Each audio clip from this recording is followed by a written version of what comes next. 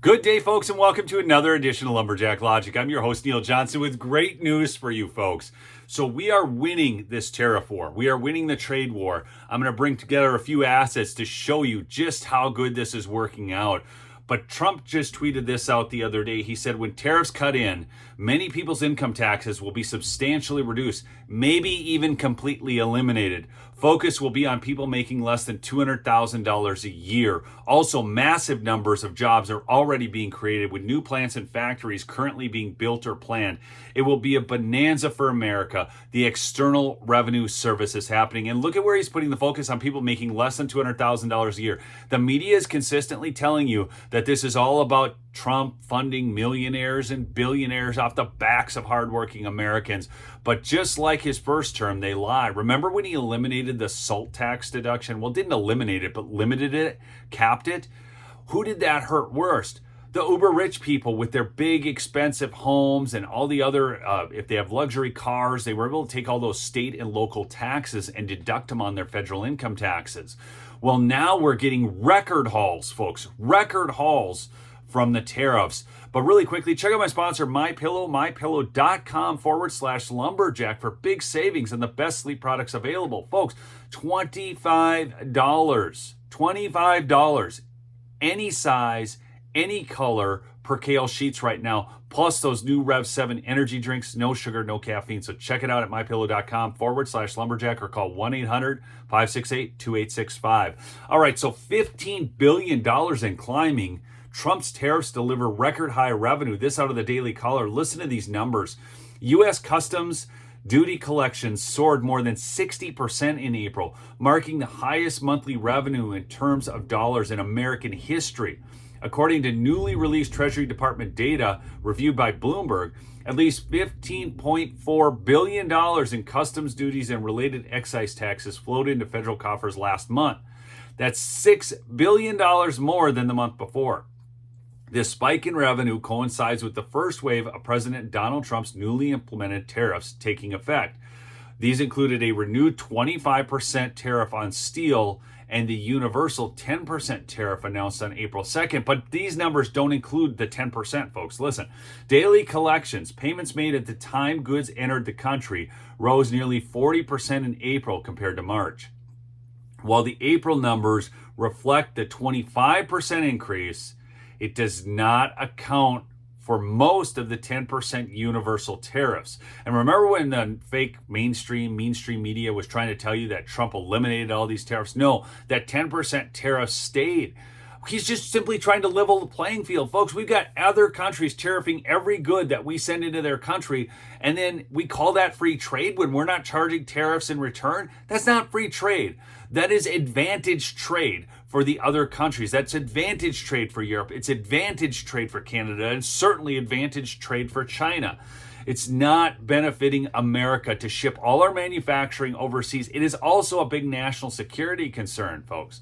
I mean, think about all of the medical equipment, the prescription drugs. What about just basic things? When China can hold a gun to our head and say, we're not going to get you your cheap goods, and everybody's addicted to cheap Chinese crap, it seems, that's bad for America as well. So we're going to see more made in America products as a result of this. A lot of countries are building factories here in the United States to avoid those tariffs. It's just smart business.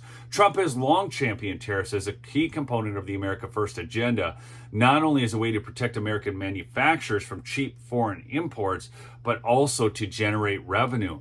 And in response, China has quietly rolled back retaliatory tariffs on some U.S.-made semiconductors, import agencies say. So China talks tough, and you're going to hear the news media promoting China because they're in love with China. But listen to this. Out of Hong Kong, China appears to have quietly rolled back retaliatory tariffs of 125% on some semiconductors made in the U.S., according to details provided to CNN on Friday by 3 import agencies in the southern technology hub of Shenzhen, as Beijing tries to soften the blow of the ongoing trade war on its all-important tech industry. So we're constantly told that we need China and that we're rolling back tariffs on them. And Trump did do that in specific cases. But this is not This is not the whole narrative, folks. And this isn't even CNN had to report this, okay? The exemption applies to integrated circuits, also known as microchips or semiconductors, according to the agencies. They found out about the exemptions, which have not been officially announced. This would be last Thursday. On April 12th, China raised its reciprocal tariffs to 125% for all goods originating from the United States in response to Trump's move to hike levies on Chinese goods to a sky-high 145%. For months, Beijing has been projecting an air of strength and confidence in its ability to withstand an escalating trade war with the U.S., but these exemptions suggest it needs to roll back some of the levies on crucial items that it cannot make at home or source elsewhere. Besides semiconductors, China has decided to grant exemptions on some aircraft parts, including engines and landing gear, according to an aviation executive. Semiconductors are an indispensable part of just about every electronic device. They are difficult to make because of the high cost of development. And folks, one thing that China does not do is they're not good at development. That's why they steal all of our ideas. Okay, you understand this, right? I mean, they're the ones over there stealing our intellectual property. This is another thing that's not talked about in this whole tariff war. But it's like I have a relative who wrote a college math textbook. And when it was printed in China, and he was told he had to sign over the rights to China for like $500 because otherwise they would just print it anyway.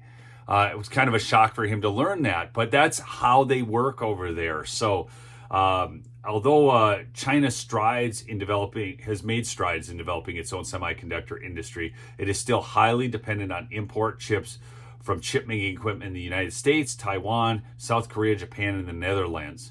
Last year, China imported $11.7 billion worth of semiconductors from the U.S., according to customs data. And then, to even show you further how this is working, Apple is aiming to build most iPhones for U.S. in India by the end of 2026. This out of Bloomberg. So Apple is aiming to import most of its iPhones that it sells in the U.S. from India instead of China, folks. So this is an accelerated shift again, all because of Trump's trade war with China. Now, I don't know. I'm just curious. You guys can comment down below in the video. I mean, how many of you want to be dependent upon China, a country that has literally talked about nuking the United States of America? I mean, do you think that they're friendly to us? Do you think that Beijing has our best interests in mind? I don't think so.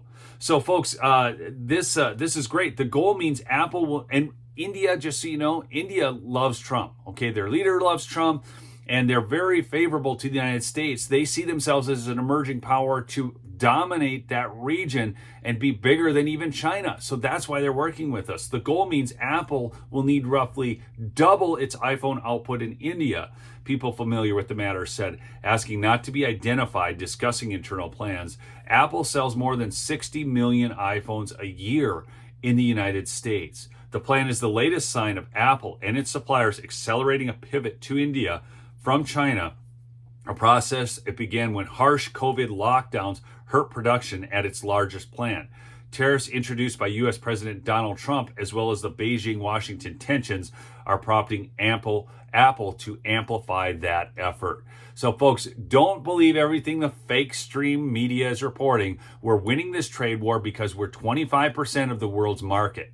There is no other market like the U.S., but we will not have that leverage forever. That's why it's so important to do it now. So like Trump had said before, don't be a panikin, okay? Hold fast, hold tight. We're going to win this one, but we've got to stay the course. Okay, remember, go check out my sponsor, MyPillow, mypillow.com/lumberjack for big savings. Get some of that Rev 7 energy drink. You will love it. It has patented BHB ketones. It does not utilize the standard stuff of energy drinks. Go check it out at mypillow.com. We'll see you on the next episode, folks. Peace out.